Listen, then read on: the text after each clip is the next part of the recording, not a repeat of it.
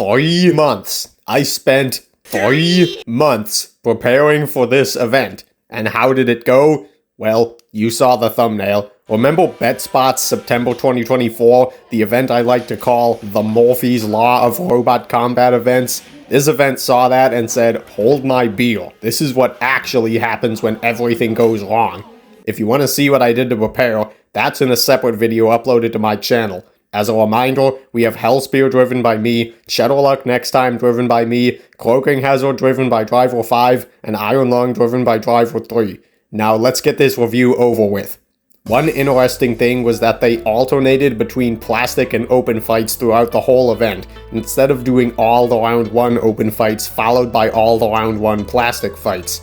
Luckily for us, Bonk Cheevius, Bub, and Fifi dropped out of the plastic class, but another bot I added to my scary opponents list was Wallflower after learning that they were a drum spinner from an experienced team. And Shadowluck Next Time was fighting them first. My goal was to hit the sides of the bot and avoid hitting the weapon, and when I did, pieces went flying. After the sides were broken, Wallflower's drums started hitting the floor. They got stuck on the wall at one point, and I just left them there. I didn't want to be too aggressive to them because it was their first fight, and it was the driver's first time driving as well. After a few more big hits, Wallflower got sent into the corner, unable to move, and they tapped out. Beating a bot that I was worried about fighting was a pretty good start for Shadowluck Next Time, though it only got worse from here.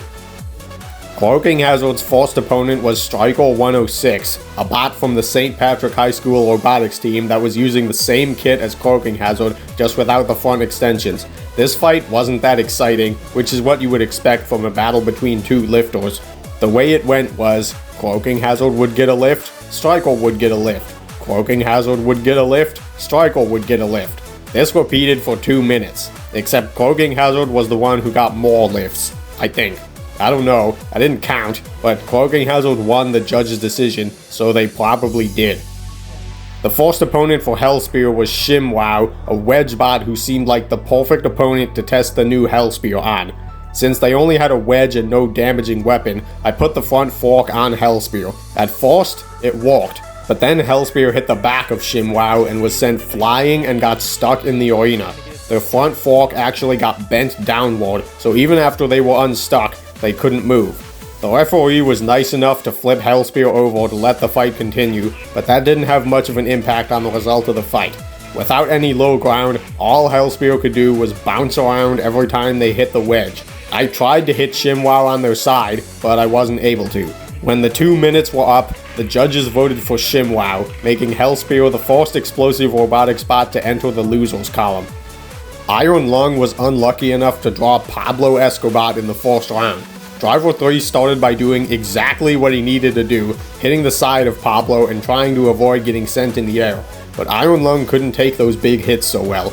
Barely 20 seconds had passed when the screw holding together their weapon assembly came loose. His weapon screw is coming loose. If Pablo hits his weapon, he's gonna explode. There go the bearings. They were able to get a few more hits in, but then their weapon stopped spinning. Luckily, Pablo was having some drive issues, so Iron Lung was able to get under them a few times. But then they got cornered, and Pablo ripped apart their 1mm thick top plate, exposing their battery and causing the match to end. Honestly, this wasn't that bad of a performance against Pablo Escobar. Iron Lung looked like they were winning some of the first exchanges. They just fell apart too quickly. The first fight of round 2 was Hellspear vs Onyx, another horizontal spinner. The first hit was good. The second hit was not good. I tried hitting his wheel that still worked, but that just made him flip around and hit my wheel. The fight was kinda even from this point on. We were both lightly tapping each other for a while, but then Onyx landed a direct hit on my weapon motor and my blade stopped spinning. In the last 30 seconds of the fight, all I could do was try not to let them hit anything important on Hellspear. The judges voted for Onyx, which meant Hellspear was 0-2 and wouldn't be able to move on. I really enjoyed this fight though. After the fight, we figured out that the reason Hellspear had trouble moving was because Onyx split the carbon fiber bottom plate, which prevented the wheel on that side from touching the ground. So at least the wheel motor still worked. Cloaking Hazard's second fight was against Seismic Shift. It didn't look that scary. It's just a Palm Beach kit, isn't it? Wrong. It must have been modified from the stock version in some way because it kicked Croaking Hazard's bot for 2 minutes straight. I don't remember this kit bot hitting that hard. Croaking Hazard couldn't really do much other than endure the beating.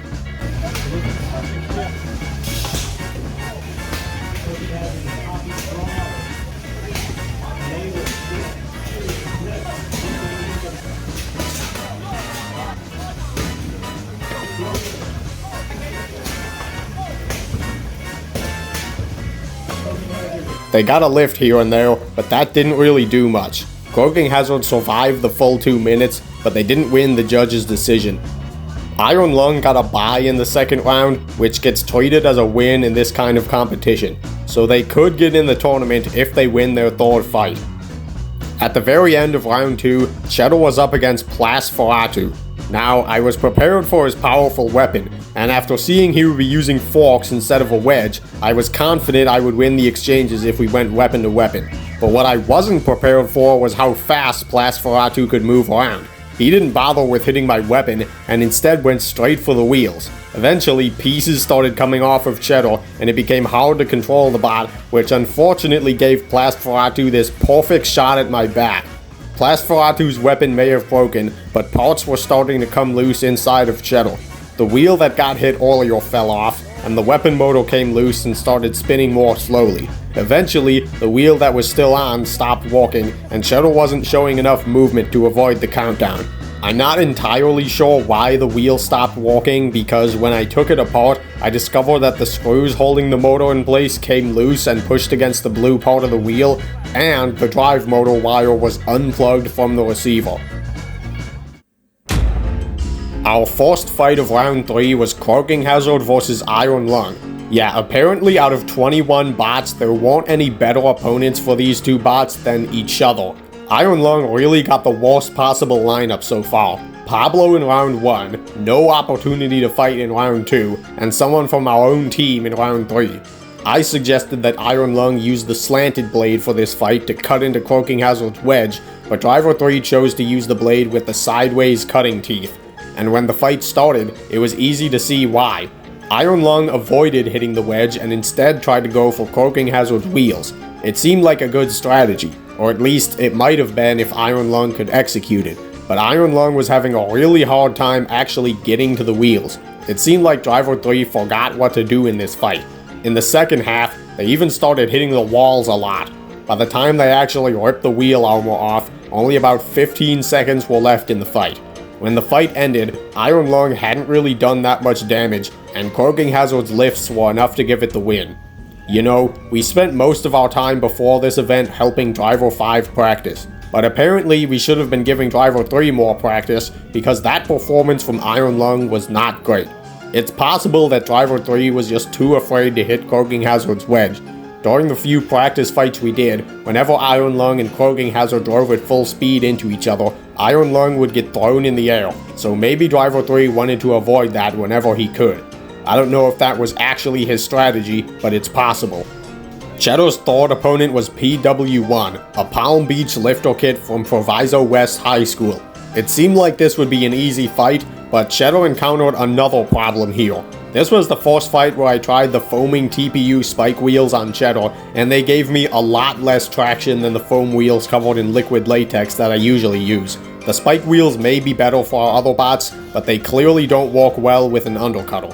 Now, fortunately for me, I landed this hit early on, which I think did some damage to PW1's lifter. They had trouble self-righting for a while. I kept trying my best to keep moving towards them. I could at least turn quickly, so anytime they got near me, I was able to hit them with my spinner. And Proviso West wasn't really able to do anything to me, so when the fight went to the judges, they voted for Cheddar Luck next time.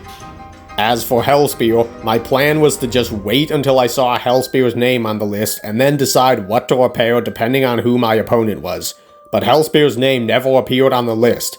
And then I found out my opponent forfeited, so Hellspear didn't get a third fight. Yay! Hellspear didn't go 0-3! Now we're at the part of the tournament where all the 2-1 or better bots fight in a single elimination bracket. Our first fight was Croaking Hazard vs PW1. In the beginning of this fight, Croaking Hazard almost got a knockout by getting Proviso West stuck upside down with its lifter raised, but they kept falling back onto their wheels, so the fight continued.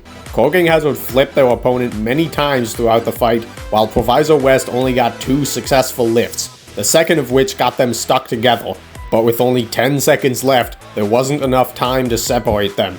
Unsurprisingly, the judges gave the win to Croaking Hazard. And then we had Chedorluck next time versus Striker 106. I don't want to talk about it. Yeah, this is the fight that kind of ruined the event for me. What happened was, well, Cheddar was destroying the front of Striker, as you would expect, and then their battery died and they got counted out. But there was actually an interesting reason for this. It wasn't that we grabbed a dead battery by mistake. We charged all our batteries immediately after the fights, and we wouldn't just leave a dead battery laying around. Normally, the 3-cell 300 milliamp LiPo batteries that Cheddar uses are enough to power it for a full fight. However, the weapon motor I was using in this fight was the same one I was using during my fight with Plasferatu. It sounded a bit louder than usual in this fight. And after this fight, I noticed it would make a clicking sound when I spun it. Remember in my previous video when I said that Hellspear's motor being loose caused the battery to last for less time? I think the same thing happened here. What most likely happened was that the motor took so much damage from Plasferatu that it ran less efficiently and used more power from the battery to spin. So much so that it couldn't last the whole fight. And now, Cheddar is out, and they end with a record of 2-2. And this really made me mad. This performance was good. This was also enjoyable.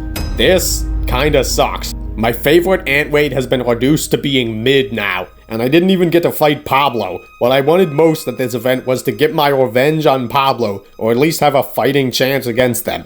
And now that chance is gone. The lesson I take away from this fight is that in the future, I'm gonna have to replace Cheddar's weapon motor if it takes some hard hits during a fight, even if it still appears to work fine afterward. So, Croaking Hazard was the only bot left in the tournament. Their next fight was against Doofinator, another bot from the St. Pat's Robotics team, who stopped walking after 2 hits. Well, that was disappointing. It would have been nice if Cheddar's opponent stopped walking after 2 hits. Croaking Hazard's semi-final fight was against Pablo Escobar. I'm sure you can guess how it went.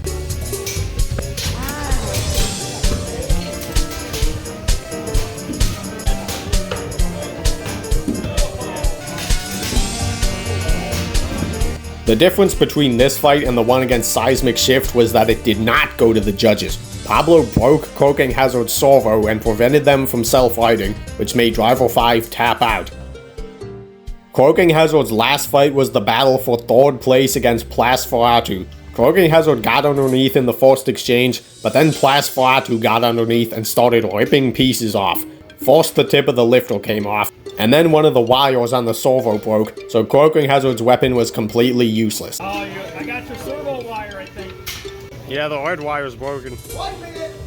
At this point, Plasferatu started going easy on them, shutting the spinner off and just pushing them around, only occasionally spinning the weapon to show that they were still being aggressive and that it still worked. Croaking Hazard also looked like it was having a drive issue near the end of the fight. I don't remember if the motor broke or if the wheel just got stuck on something. The fight went to a judge's decision, where Plasferatu was declared the winner. And now you can see why I say this event was so unlucky. Iron Lung, the bot I was excited about and expecting to do really well, only fought 2 times and lost both of them. Hellspear, the bot Driver 2 was excited about, also only fought twice and lost both times. Chedorluck next time had its first unimpressive performance since 2023, and it involved what will probably be my least favorite fight from now on. I don't even think the bot is that bad, but one bad part screwed them over. Croaking Hazard is the only bot that I think did well, but even their performance was a bit unlucky considering that they lost 3 times. What are we gonna do moving forward? Well, I have some ideas for what to change. There are still many opportunities to fight in 2026, and if there's one thing you can count on Team Explosive Robotics for, it's that we never give up. We're gonna be right back in the arena at the next event, destroying everyone. Maybe, I don't know. We're still on the wait list, so maybe not. Thanks for watching. I need to go walk on my bots now.